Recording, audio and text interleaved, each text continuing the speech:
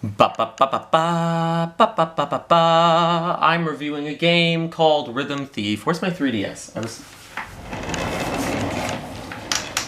It's over here. I'm reviewing a game called Rhythm Thief for the Nintendo 3DS, which came out in 2012. Very current, as always. But I went on a trip last month, and I'm about to go on another trip, so I'm kind of like prepping these videos. I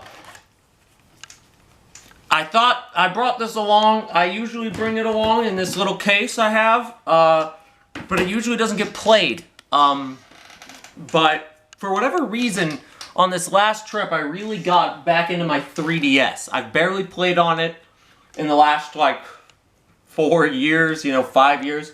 The last time I was playing on it with any ounce of frequency was the brief period in 2019 where I lost my Switch and had to get a new one in 2020. But the last time I probably used my 3DS was when the eShop shut down, which even that was like a year ago. Jesus. But when the eShop shut down, I bought this little game digitally. I'm not going to boot this up, it takes too long. I bought this little game digitally called Rhythm Thief. Rhythm Thief and the Emperor's Treasure. And the reason I bought it was, I think I played the demo years ago, but the big reason I bought it was that it is not easy to get physically. Show that eBay price here. As you can see, it is rather expensive to acquire physically. So I was like, the eShop's gonna shut down, it's only gonna get more expensive, and at the time my 3DS cartridge slot was not working. It actually just randomly somehow started working again. I've got Professor Layton and the Miracle Mask in here right now. Review for that coming when I finish it. But that was after my trip. When I went on my trip, I thought it still wasn't working. And when I bought Rhythm Thief, I also thought it still wasn't working. But all that is to say, I bought this game about a year ago because I played the demo, and I was like, I remember the demo being fun, and this game is really hard to get physically, so I guess I'll just buy it. It's like 20 bucks. It was like 20 bucks on the eShop, I think. I thought it would... I'm not the best at rhythm games. I don't play a lot of rhythm games. I'm not great at them. I'm not usually the biggest fan of, grinding out the rhythm game to get the high score, It's a little repetitive. So, I didn't play the game for a while. I bought it when the 3DS eShop shut down, and I've got, bought a couple different games with it. Didn't really play any of them. Was not playing on my 3DS at that moment in time. And then on my trip, I was like, I want to use this thing again. I don't know why, I feel like I want to use this thing again. And so I'm like, let's try this Rhythm Thief game that I got. Not expecting much. I just expected, a fun, stylish, Elite Beat Agents, Rhythm Heaven, little mini-game thing. What I did not expect was basically Professor Layton, but all of the puzzles are replaced with rhythm minigames. How loud is my chair right now? I feel like my chair's really loud right now. But yeah, that's what I got, is essentially Professor Layton, but all the puzzles are replaced with rhythm minigames. But there also are some, the rhythm games themselves are really varied and interesting, too. So it's not like I would, honestly, Professor Layton, and I remembered this kind of going back to the 5th one after my cartridge slot started working. There are times in Professor Layton games where I click on a guy, an exclamation point shows up, he's got a puzzle, and I'm like, oh, another puzzle? Never in this game did I find myself going, oh, they're giving me another rhythm game? Oh, great. They were just really consistently enjoyable and fun rhythm games. The box art, I believe, for the game says, over 50 unique minigames, or 50, I think just 50 unique minigames. And yeah, there's a lot of different, really wildly varied, minigames in here. And then, adding to that gameplay is when you're not playing a rhythm game, you're playing essentially a professor, like Professor Layton's cute French cousin. Like Professor Layton's charming younger French cousin. Because this game, the plot of this game is you play as this kid called Phantom R. He's like 18. He plays this young man called Phantom, named Raphael, who goes around as this Phantom R character around the streets of Paris. You're exploring Paris. The whole game takes place in Paris. The villain is Napoleon, seemingly revived from the dead to concoct some dastardly scheme. The plot gets kind of crazy, but not in a overcomplicated way. This is such a charming game. And it plays like Professor Layton. You're wandering around environments, you're tapping spots. They have hint coins, essentially. Because it's rhythm games and not puzzles, the coins are instead used to buy rhythm games you missed, or buy power-ups to make the rhythm games easier, essentially. So it's different use, but the same concept of you get these coins by just tapping random spots in the environments. And if you're not doing that, you're solving... There are little puzzles in the environments. They're not latent puzzles where you're, like, being sucked into a different realm. They're like, here's a puzzle that's barely related to what we were talking about at all. And then you're, like, figuring out how many apples fit in Johnny's bucket.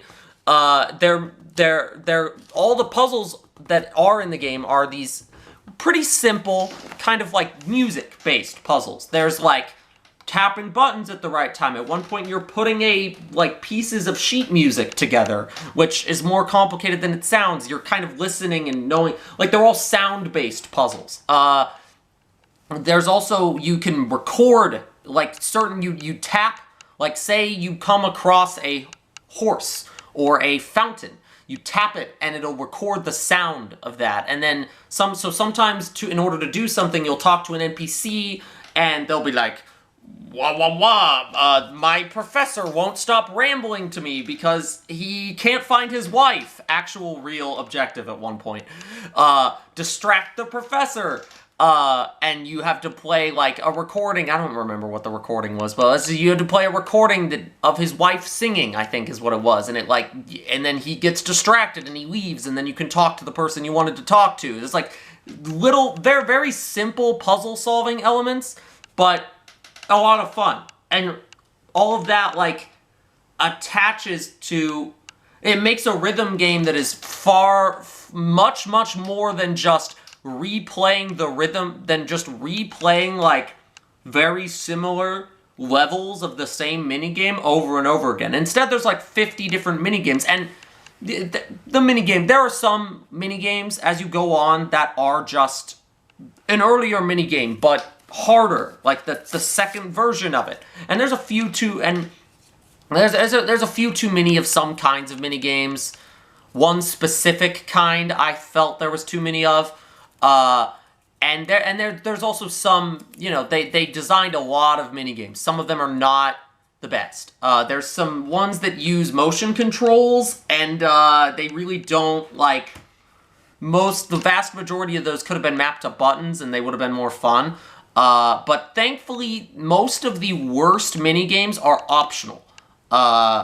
There's only one particularly bad minigame that I had to look up how to play properly that was like a story minigame. And it's one that involves a hang glider, and you're like tilting the controller. That was the worst one, probably in the game, and that one was required. But other than that, there were none that I felt were really, like, irritating that were part of the main plot. And also, there's such variety that I didn't even care. Like, this has to be one of the least repetitive rhythm games I've ever played.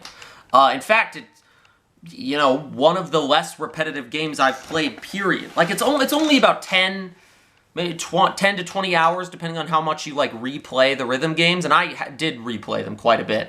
But they're...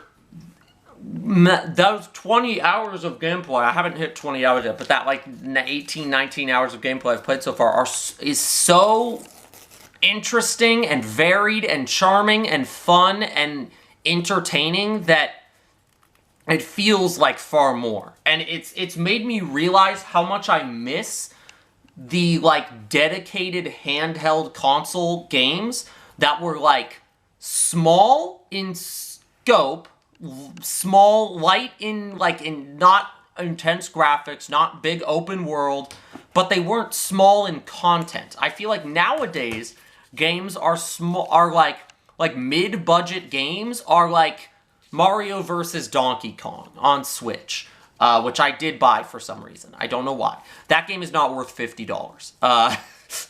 But that's like a remake of a GBA game, or like a Mario Sports game with half the features that Mario Sports games used to have. Like, that is the mid-budget game nowadays, being made by a big studio, not indies. Those are different. But I miss these like 20-hour.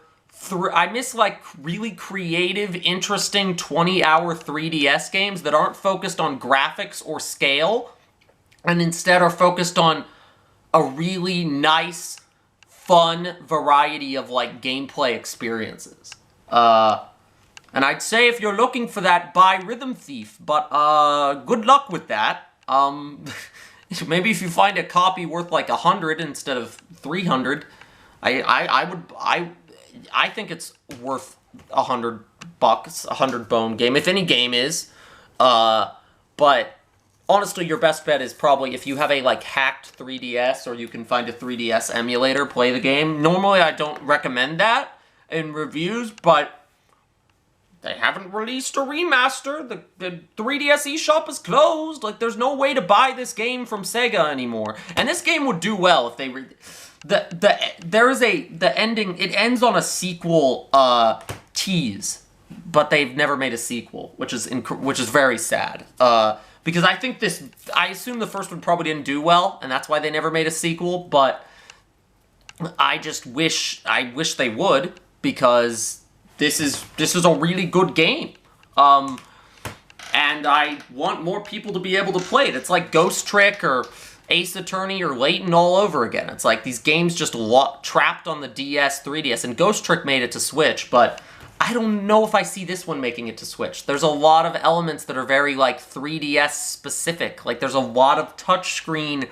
There's touchscreen based minigames. There's button based minigames. There's the gyro based minigames. Like, there's a lot of things that are kind of unique to this game, and you could map all of those minigames to buttons probably. And the gyro ones would honestly probably work better as gyro games on a different console than they would. The problem with 3DS and gyro is that you are tilting the entire system.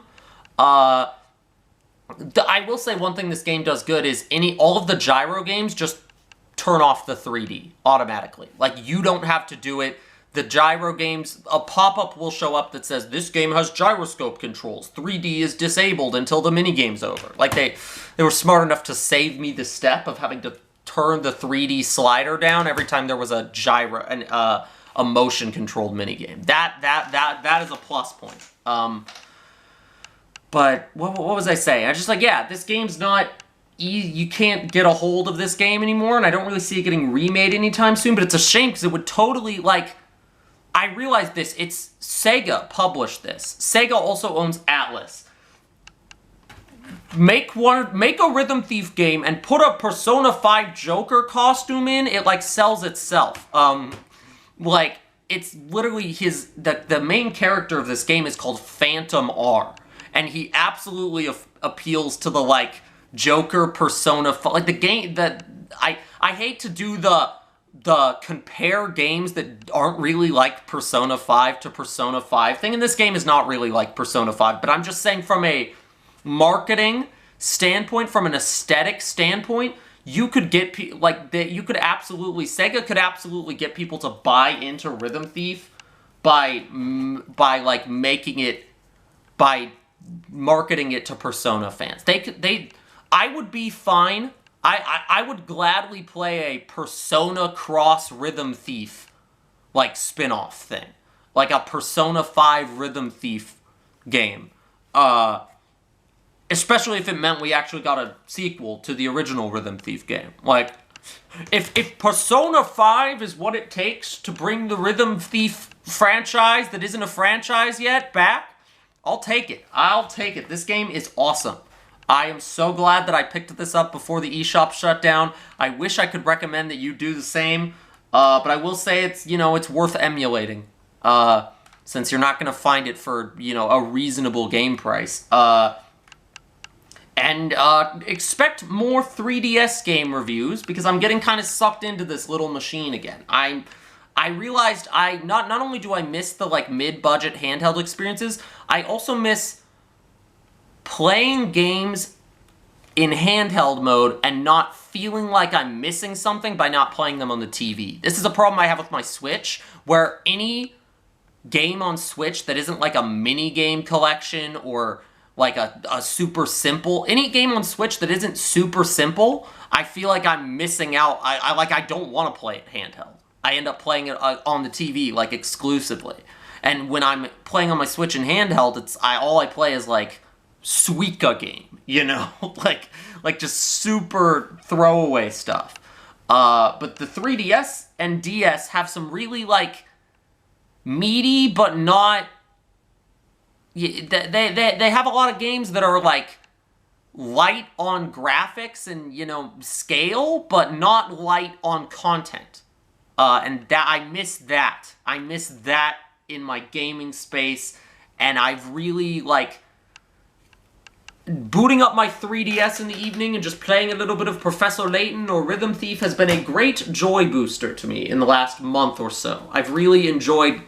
It feels charmingly retro at this point. It feels nice to return to that after, so long in the Switch era. And if you still have your 3DS or DS, may I recommend you do the same. And perhaps if you have hacked one and you can emulate it, start with Rhythm Thief and the Emperor's Treasure. And that'll be all for that video. Arrivederci!